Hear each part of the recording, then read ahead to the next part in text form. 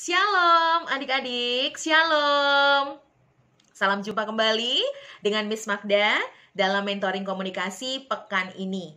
Miss Magda berharap adik-adik semuanya bersama ayah bunda dalam keadaan yang sehat, selalu bersemangat dan bersukacita, ya. Oke adik-adik, pastikan saat kalian menyaksikan video atau konten ini, kalian sudah berdoa ya. Kalau belum, silahkan jeda atau pause video ini sebentar, berdoalah. Setelah selesai berdoa, lanjutkan. Ya, silahkan dijeda. Kalau sudah, nanti kalian bisa lanjutkan ya. Oke, adik-adik terima kasih ya yang sudah berdoa. Dan hari ini, Miss Magda lanjutkan tentang 5 bahasa kasih. Nah, sambil Miss Magda review ya adik-adik, orang yang berkomunikasi atau bercakap-cakap dengan kita, sebetulnya mereka sedang mengekspresikan sesuatu. Ya, ekspresinya macam-macam. Ada marah, sedih, kecewa, heran, ya. Ada yang bertanya, ada yang memberi informasi, ya. Ada yang sekedar ingin tahu saja, basa-basi. Tapi juga ada orang yang berkomunikasi memang butuh-butuh, ya. Butuh-butuh artinya sangat butuh satu tujuan gitu ya. Misalnya ingin meyakinkan orang lain, ingin menunjukkan siapa dirinya, ya, dia ingin sehat ya. Karena orang berkomunikasi itu pada dasarnya atau pada intinya adalah ingin membuat tubuhnya sehat secara mental, ya. Maka dia butuh orang lain untuk bercakap-cakap atau berkomunikasi. Nah, saat kita berelasi dengan orang ya, adik-adik, saat kita menjalin sebuah hubungan dengan seseorang, tentu saja masing-masing orang punya tipe-tipe atau istilahnya adalah bahasa kasih yang berbeda-beda. Ya, contohnya seperti yang adik tahu, ada 5 ya bahasa kasih.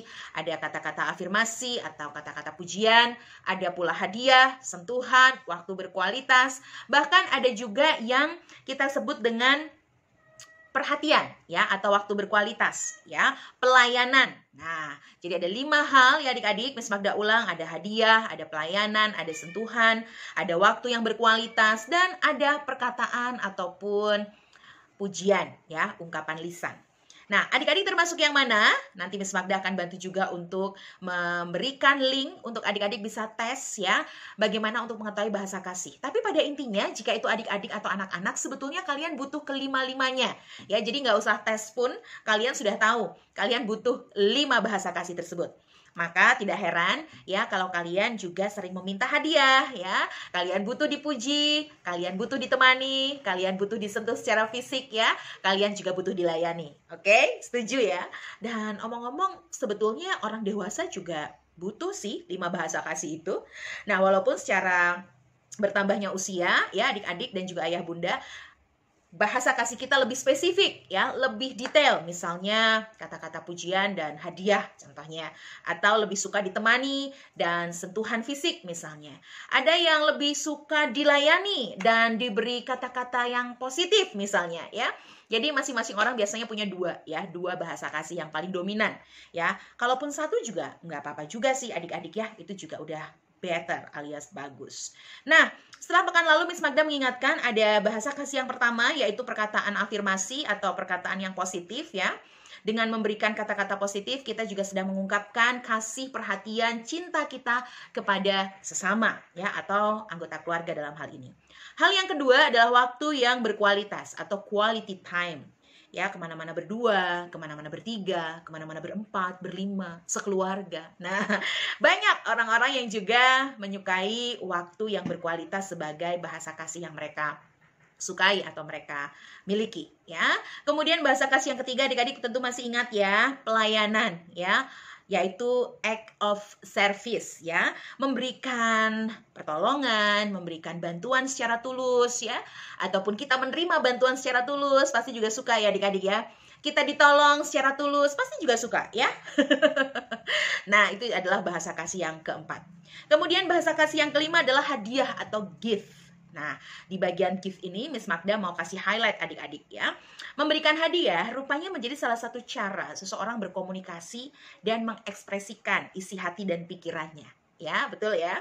Dan bahasa kasih berupa hadiah ini ternyata merupakan salah satu tanda juga kalau kita tidak hanya lip service atau jago bicara, tapi juga jago bertindak dalam hal memberikan hadiah, ya. Apalagi hadiahnya hadiah yang sedang dibutuhkan, hadiah yang sangat diinginkan. Wah, ya, itu akan sangat membekas, ya, akan sangat berkesan. Bahasa kasih seperti ini.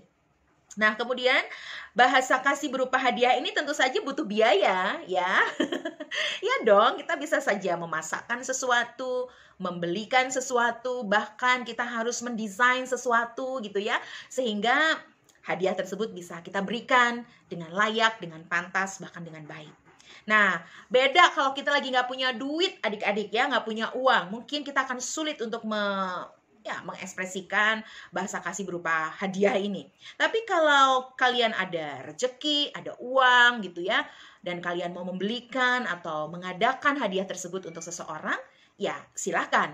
Tetapi kalau tidak ada bahasa kasih yang 4 sebelumnya tadi, kalian bisa berikan ya, entah waktu bersama ya, sentuhan, kata-kata positif ya, sampai kepada apa tadi adik-adik, pelayanan ya. Jadi hadiah ini memang sebetulnya wujud perhatian yang ekstra ya, ekstra. Karena sekali lagi untuk membuat hadiah itu kita butuh dana, kita juga butuh kesiapan ya, dan kita butuh memikirkan sungguh hadiah yang tepat ya. Jangan sampai kita salah memberikan hadiah ya. Nah, kemudian bahasa kasih hadiah ini juga sebetulnya bukan menjadi dasar seseorang disebut materialistis, bukan adik-adik, atau istilahnya suka benda-benda gitu ya, bukan ya. Tapi memang dia suka diberi hadiah ya. Beda loh dengan yang dikit-dikit hadiah, semua dimintain hadiah gitu ya, giveaway. Wah, itu sih sudah agak aneh ya adik-adik ya.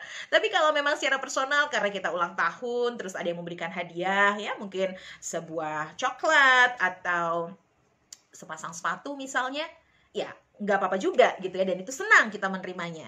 Si pemberi karena dia tahu yang diberi sedang butuh sepatu, dia juga akan senang memberi gitu ya.